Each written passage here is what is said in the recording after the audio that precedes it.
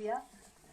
सबसे पहले तो काकोरी के शहीदों को मेरा लाल सलाम और उसके बाद सावित्रीबाई फुले ब्रिगेड की आप सब लोगों को मेरा लाल सलाम। आप लोगों के कारण ही ये आंदोलन न सिर्फ चल रहा है, आप लोगों के कारण ही न सिर्फ जो सर्वे का काम था वो फिलहाल रोका गया है, बल्कि आप लोगों के कारण ही बहुत सारे देश में ऐसे आंदोलन जो चल रहे हैं उनमें एक ऊर्जा भर रही है, उनमें एक जान आ रही है कि हमारे जैसे लोग ही और जगहों पर भी लड़ रहे हैं। और आप लोगों को इसकी जानकारी मिलती भी होगी कि हमारे देश में जमीन बचाने के कितने ज्यादा आंदोलन हो रहे हैं।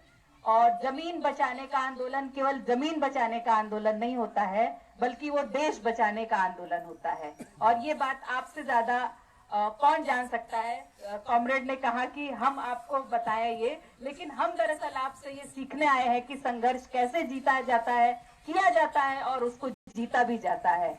और यहाँ आने के पहले बहुत सारे लोगों से बातचीत हुई है और पता चला कि 12 और 13 नवंबर को क्या हुआ था, अक्टूबर को क्या हुआ था। तो हम आप लोगों को अपना सलाम पेश करते हैं कि आपने उन्हें पीछे हटने के लिए मजबूर कर दिया। और आज के खास दिन जब हम इस आंदोलन को याद कर रहे हैं, इस आंदोलन पर बात कर रहे हैं, तो आज का दिन एक खास दिन है जिसके बारे में बहुत सारे वक्ताओं ने बात भी की है कि आज का दिन वो दिन है जबकि काकोरी के शहीदों को फांसी पे लटकाया गया था। काकोरी के शहीद क्या चाहते थे आखिर, वो इस देश को कैसा देश बनाना चाहते थे। काकोरी के शहीद इस देश को एक ऐसा देश बनाना चाहते थे जिसमें सबके लिए सम्मान हो, सबके लिए रोजी रोटी रोजगार मिले, जिस सबको सभी बच्चों को शिक्षा मिले, सभी लोग सम्मान के साथ जी सके। तो ये सारे शहीद जो भगत सिंह के साथी थे, ये सारे लोग जैसा देश चाहते थे वैसा देश नहीं बन पाया। और यही वजह है कि जो सम्मान, लोगों को रोजगार और सम्मान देने की बात अधूरी रह गई थी, वो लड़ाई जारी है और अभी तक चल रही है। और आपका आंदोलन उस आंदोलन का दरअसल एक हिस्सा है और उसकी एक कड़ी है। जैसे कि बीते दिन किसान आंदोलन हुआ था, वो भी ऐसे आंदोलनों का ही एक हिस्सा था, वैसे ही ये आंदोलन भी उसी आंदोलन का एक हिस्सा था। इसीलिए काकोरी के जो शहीद हैं या जो काकोरी के शहीदों की जो पार्टी थी HRA हिंदुस्तान रिपब्लिकन आर्मी, वो उसकी कड़ी आज तक चली आ रही है और जिसका हिस्सा आपका आंदोलन भी है। और आपका जो भी एक संचालन समिति बनी होगी, निश्चित तौर पे वो भी इसका हिस्सा है। और जब हम मानवाधिकारों की बात करते हैं तो मानवाधिकारों में सबसे अहम मानवाधिकार जो होता है वो गरिमापूर्ण ढंग से जीवन जीने का मानवाधिकार होता है। लेकिन हम देख रहे हैं कि क्योंकि ये देश भगत सिंह के सपनों का देश नहीं बना, क्योंकि भगत सिंह ने ये कहा था कि इस देश से गोरे अंग्रेज चले जाएंगे तो कुछ बदलने वाला नहीं है, और हुआ वही है कि इस देश से गोरे अंग्रेज चले गए, लेकिन गोरे अंग्रेजों की ईस्ट इंडिया कंपनी कई तरीकों से हमारे देश में आज राज कर रही है। और बल्कि जो कुछ जगहों पे केंद्रित थी, आज वो हमारे घरों के बिल्कुल पास में चली आई है।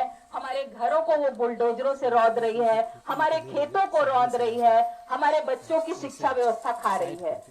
तो जब वो ईस्ट इंडिया कंपनी जिससे हमारे पुरखों ने लड़ाई लड़ी, वो हमारे घर के अंदर तक घुस आई है, तो हम सब लोगों का ये फर्ज है कि हम इसी तरीके से उनको टक्कर देते हुए आगे बढ़े।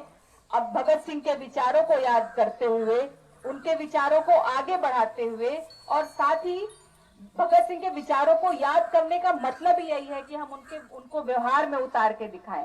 विचार कहीं अलग से नहीं होते हैं, बल्कि वो हमारे विचार हमारे व्यवहार में जब दिखते हैं तभी वो विचार बाहर आते हैं और लोगों के बीच पहुंचते हैं। तो केवल बात करने की बजाय जो आंदोलन होते हैं वो उन विचारों का प्रकटन करते हैं, और आंदोलन ही इसीलिए बात करने से ज्यादा जो देश को अच्छाई की ओर ले जाने का काम आंदोलन ही इसीलिए करते हैं। केवल बातचीत नहीं करती है, बल्कि आंदोलन देश को आगे ले जाने का काम करते हैं। और ये कोई अकेला मामला नहीं है कि आपके इलाके में आपकी जमीनें छीनी जा रही हैं। जैसे बहुत सारे वक्ताओं ने कहा है कि ये क्यों हो रहा है, ये अडानी अंबानी या जैसे अंग्रेजों के समय की जो कंपनियां थी उनके जैसे दलालों की सरकार है ये, और ये लगातार पूरे देश से जल जंगल जमीन छीनने की जो दलाली है, जंगलों की दलाली करने की जो कवायद है उसको बहुत ज्यादा तेज कर रही है। और अगर आपको पता होगा तो पूरे देश में ऐसे आंदोलन, एक मिनट भी ऐसा नहीं है 24 घंटे में जब ऐसा आंदोलन कहीं पे ना चल रहा हो या कहीं पर ना शुरू हुआ हो। आपको पता होगा कि बस्तर में एक गांव है, क्या नाम? सिंगलेर, हाँ, उसका नाम है सिंगलेर, जहां पे एक साल से आपकी तरह की लड़ाई चल रही है, जमीन बचाने की लड़ाई, और सरकार उसको तरह तरह से खत्म करने की कोशिश कर रही है। कभी उनके बीच में मुखबिर भेज के, दलाल भेज के कि तुम इतना मुआवजा ले लो, तुम ये कर लो, वो कर लो, ये सब तो कर ही रही है, और दमन के सारे तरीके अपना रही है।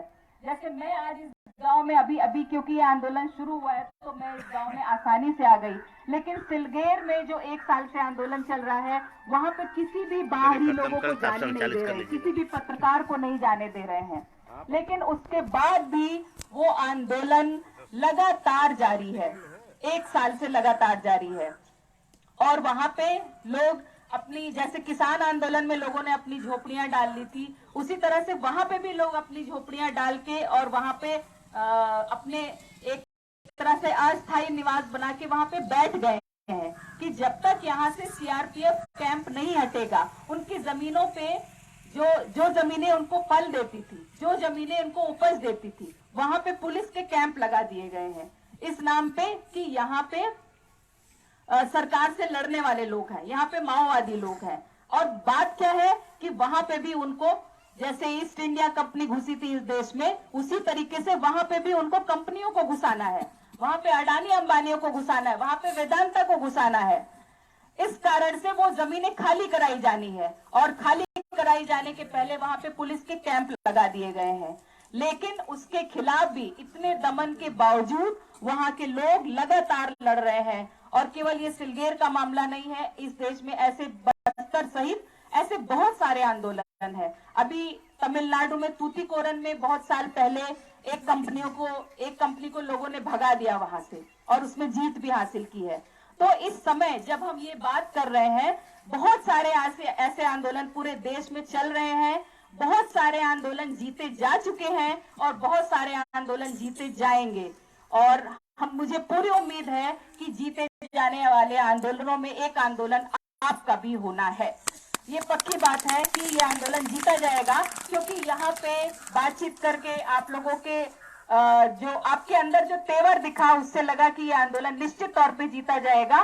बस उन सारी चीजों से बच के रहना है जिसकी ओर आपके और नेता लोगों ने, आपके लीडरान ने इशारा भी किया है कि बहुत सारे लोग इसमें ऐसे घुसने आएंगे जो अपना फायदा उसमें देखेंगे। तो बहुत सारे जो सफल आंदोलन है उनकी भी बात करते हुए यहाँ पे निश्चित तौर पे जितने भी आंदोलन जीते जा चुके हैं उन आंदोलनों की बात यहाँ पे जरूर की जानी चाहिए कि वो आंदोलन आखिर जीते कैसे गए हैं, और वो आंदोलन आखिर एक वैचारिक आंदोलन में केवल उस जगह का आंदोलन नहीं बल्कि एक देश बचाने का आंदोलन कैसे बन गया है। जैसे किसान आंदोलन केवल खेती बचाने का आंदोलन न बन के देश बचाने का आंदोलन बना।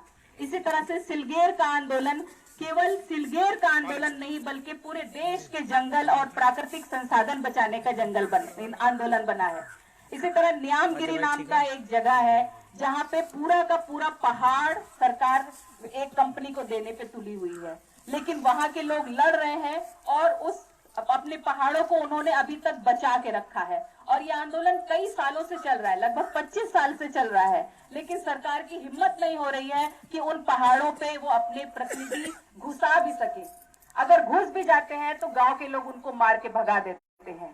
तो ऐसे आंदोलनों के बारे में यहाँ पे जाना जाना चाहिए, यहाँ पे चर्चा की जानी चाहिए, ताकि सभी आंदोलनों को, ऐसे आंदोलनों को उनकी ताप, तेवर और आंच महसूस की जा सके और उनसे हम बहुत कुछ सीख सके। तभी ये आंदोलन जीता जा सकेगा और तभी इस आंदोलन से से सीख लेते हुए दूसरे आंदोलन भी जीते जा सकेंगे। निश्चित तौर पे आपका आंदोलन भी जीते जाने वाले आंदोलनों की एक कड़ी बनेगा। इसके लिए आप लोगों को शुभकामनाएं और आप लोगों को मेरा सलाम, लाल सलाम।